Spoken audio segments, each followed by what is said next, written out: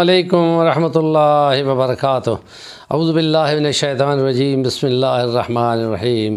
یمنون علیک ان اسلموا قل لا تمنوا علی اسلامکم بل اللہ یمن علیکم ان ہداکم للایمان ان کنتم صادقین۔ رب اشرح لی صدری ویسر لی امری واحلل عقدۃ من لسانی یفقہوا قولی۔ سیرت نبوی صلی اللہ علیہ وسلم کا عنوان عام الوفود 9 ہجری اور 10 ہجری چل رہا ہے، اور بہت سارے وفود اسلام کی معلومات، اسلام کے اندر آنے کے لیے نبی کریم صلی اللہ علیہ وسلم کے پاس حاضر ہوئے، اور آپ اپنی حکمت اور دانائی اور بصیرت اور تزکیہ نفوس کرنے کے مشن پہ ان کے ساتھ ایسے کمال درجے کے اخلاق سے پیش آئے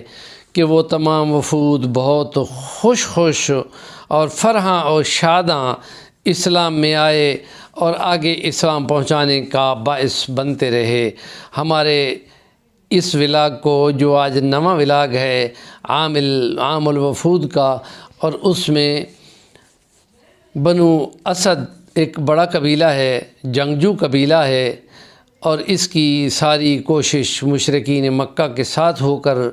لگا کرتی تھی۔ نبی کریم صلی اللہ علیہ وسلم نے ہر جگہ مہم بھیجی تھی، لیکن ان کی طرف کوئی مہم نہیں گئی، نہ کوئی مبلغ گیا تھا۔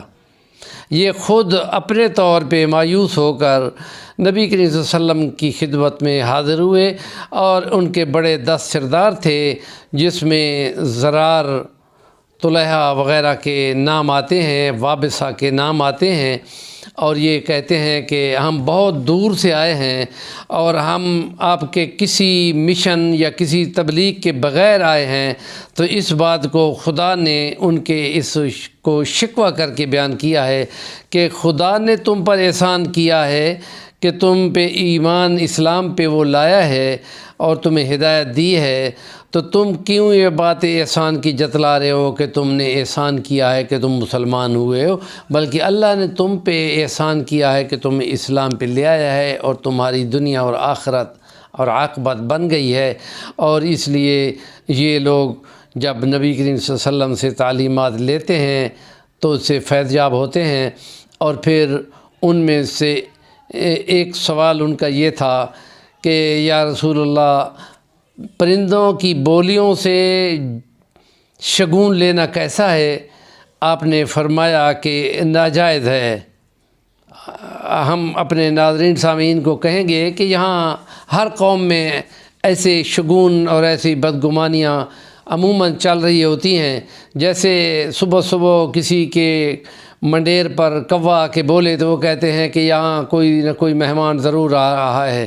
ایسے ہی بہت سارے ہیں، جیسے انگریزوں کے سامنے بلی گزر جائے تو وہ کہتے ہیں، اب وہ اپنا سفر بھی چھوڑ دیتے ہیں کہ یہ نحوست کی علامت ہے، حالانکہ ان میں سے کوئی چیز بھی نحوست والی نہیں ہے۔ اسلام کے نزدیک یہ ہے کہ یہ خدا تعالی ہی فیصلے کرتا ہے، بندوں کے اپنے عملوں کے نتیجے میں ان کی اصلاح کی فکر ہونی چاہیے، اس سے نہیں ہونی چاہیے۔ پھر انہوں نے دوسرا سوال جو پوچھا تھا وہ رمل کے بارے میں تھا، اور تو اس کے لیے آپ نے فرمایا رمل ایک علم ہے، اور اس میں بشرطے کہ اس کا علم صحیح ہو تو پھر فائدہ ہے، ورنہ ایسے مختلف توہمات کا بندہ شکار ہو سکتا ہے۔ اور ان بڑے سرداروں میں سے ایک طلحہ بن خویلد وہ بندہ تھا کہ جو بعد میں مرتد ہوا تھا حضرت ابوبکر صدیق کے دور میں، اور وہ اپنے قبائل کے ساتھ جا کے بغاوت کرتا رہا تھا۔ حضرت ابوبکر صدیق نے ان باغیوں کے خلاف مہمیں چلائی تھیں، تو حضرت خالد بن ولید کے کمر توڑ حملوں نے اس کو پسپا کیا، یہ شام کی طرف بھاگ گیا تھا، لیکن حضرت فاروق اعظم کے دور میں تو وہ یہ واپس آیا، کلمہ پڑھا، دوبارہ مسلمان ہوا، اور پھر آئندہ والی زندگی اس نے اسلام کی فوجوں میں مل کر کفار کے خلاف جنگ کرتے ہوئے گزار دی۔ تو یہ ہمارے چینل کا نام ہے صفی الوانی، ضرور سبسکرائب کریں، اور کام کی بات کا کمنٹ آپ کے ذمہ ہے، اور آئی بیل کان کا بٹن دبا دیں تو سب سے پہلے جو ویڈیو ہوگی وہ آپ کو ملا کرے گی۔